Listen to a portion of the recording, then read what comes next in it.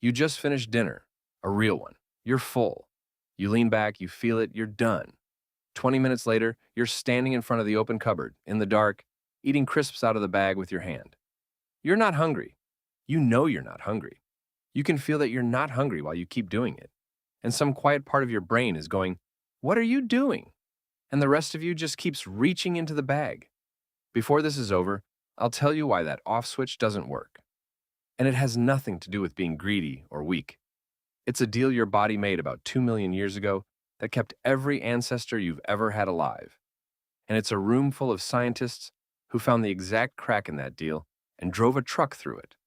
The part that proves it is a single number that food companies pay millions to find. Stay till the end, because once you know what they're doing to you, you cannot unknow it, and you'll never look at a bag of crisps the same way again. Let's start with the body doing the eating, because it isn't built for your kitchen. It's built for a world where the single hardest problem you faced every day, from the moment you woke up, was not starving to death. For almost all of human history, food was the whole job. There was no fridge, no shop, no next meal you could count on. You woke up hungry and you spent the day walking, digging, hunting, and sometimes you found a lot, and most of the time you found a little, and some of the time you found nothing and went to sleep with an empty stomach and did it again tomorrow. Hunger wasn't a feeling that meant order a pizza. Hunger was the background music of being alive. And in that world, your body made a very simple set of rules. Rules that were genius back then and are quietly wrecking you now. Here's the first one. When you find calories, eat them, all of them, right now. Because in a world with no fridge, there is no such thing as saving food for later. Later, it rots. Later, someone else eats it. Later, you might be dead.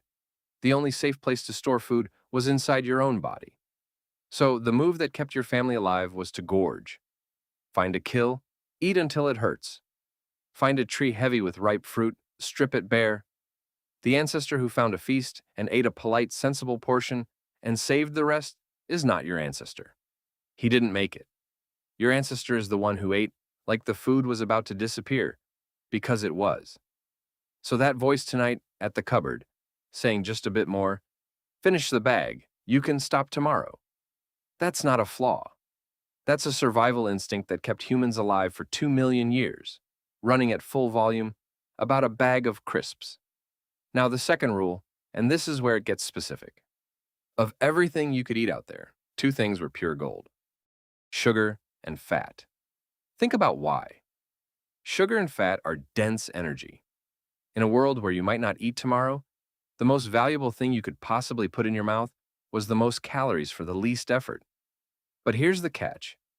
In nature, that stuff is rare, really rare. Fat meant a successful hunt, which might happen once in a while.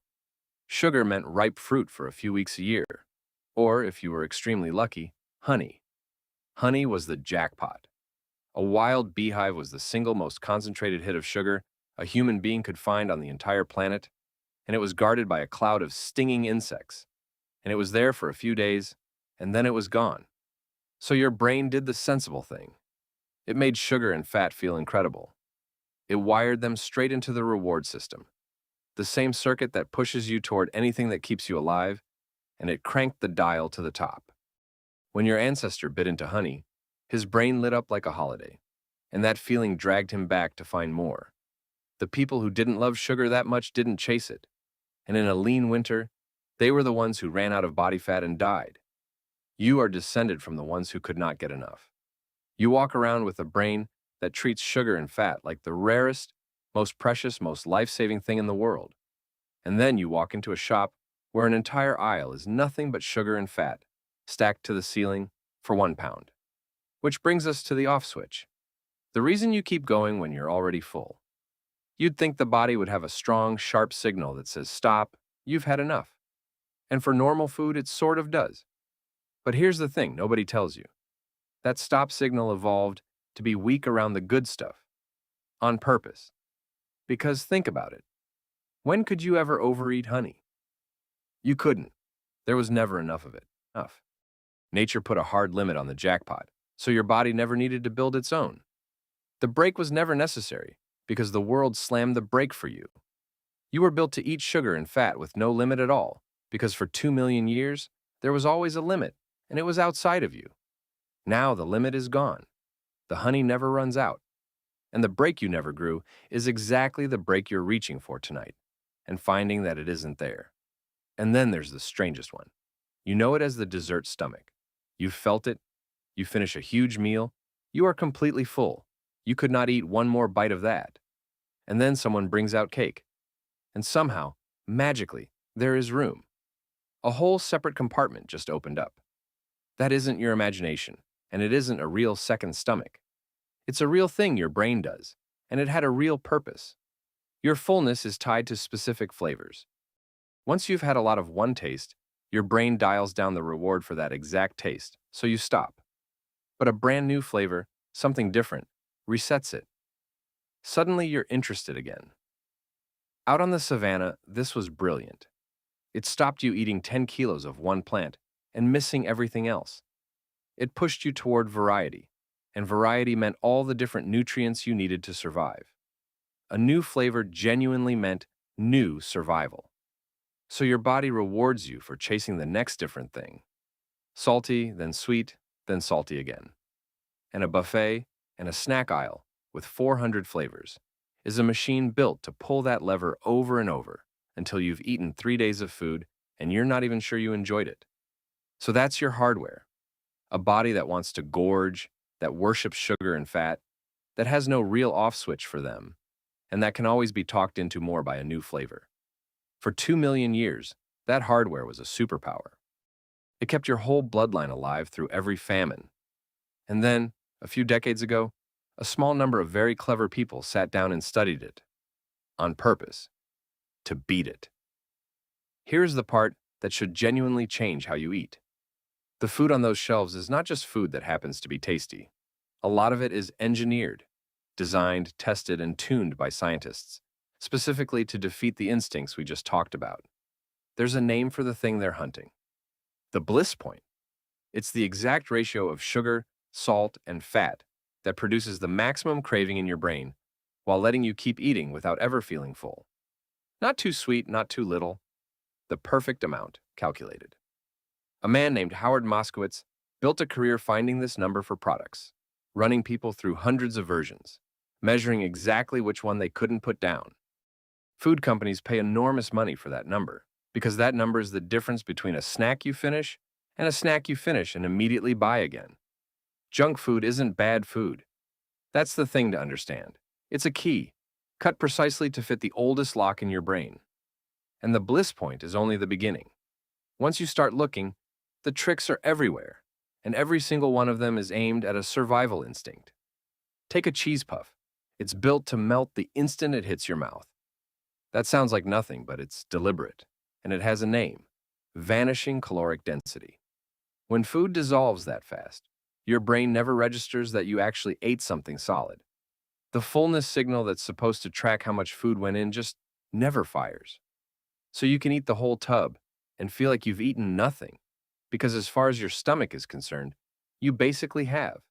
Then there's dynamic contrast, a crunchy shell with a soft, creamy center. That contrast keeps surprising your senses. So the dessert stomach effect never kicks in and you never get bored and stop. Flavor layering. So the taste keeps evolving in your mouth and holds your attention past the point you'd normally quit. Every one of these is a survival instinct, found, studied, and turned into a weapon. They reverse-engineered the famine brain. They found the exact wiring that kept you alive, and they built food to pick the lock. And this is why you genuinely cannot get full on this stuff. Your fullness was built to track real food, weight in your stomach, fiber, protein, the bulky, awkward things your ancestors actually ate. Engineered food is the opposite. It's tiny, it's dense, it melts. It has almost nothing your body uses to measure a meal. So the calories pour in and the full signal never comes. Put a number on it. A single can of fizzy drink has more sugar in it than your ancestors might have eaten in months. Months. You drink it in 90 seconds, on the side, barely noticing, and your 2 million-year-old brain, which would have walked a day and climbed a tree and fought a swarm of bees, for a fraction of that, just quietly says, good, more. There's one more trap, and you fall into it on your worst days. When you're stressed, you crave exactly this food, not salad, sugar, and fat. And that, again, is ancient. For your ancestors, stress meant danger, a real physical threat, and danger meant you were about to need a lot of energy, fast, to fight or to run. So the body learned to answer stress by reaching for the densest fuel it could find. The machine still runs perfectly. The only thing that changed is the danger. The threat used to be a predator. Now it's an email, a deadline, a bad day, and your body responds the only way it knows how. It floods you with a craving for energy you're not about to burn because there's nothing to fight and nowhere to run. So you sit at the table that never serves, and you eat the tub of ice cream in the dark, like a frightened animal preparing for a battle that is never going to come. So here's the whole thing. You are a famine survivor, a body tuned over 2 million years to chase sugar and fat with everything it has, to gorge while the gorging is good, to never trust that the next meal is coming, to never feel done with the rare and precious stuff. Because in the only world that ever existed, it always ran out.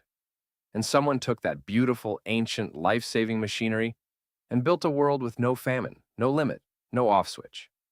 A world where the honey never runs out, where the jackpot is on every corner, open at 3 in the morning for pocket change, engineered by people who measured the exact shape of your instincts and then sold them back to you by the bag.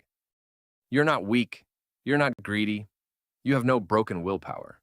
You're a perfectly working ancient animal, doing the one thing that kept your family alive through every winter for 2 million years, in a world that was built deliberately to use it against you.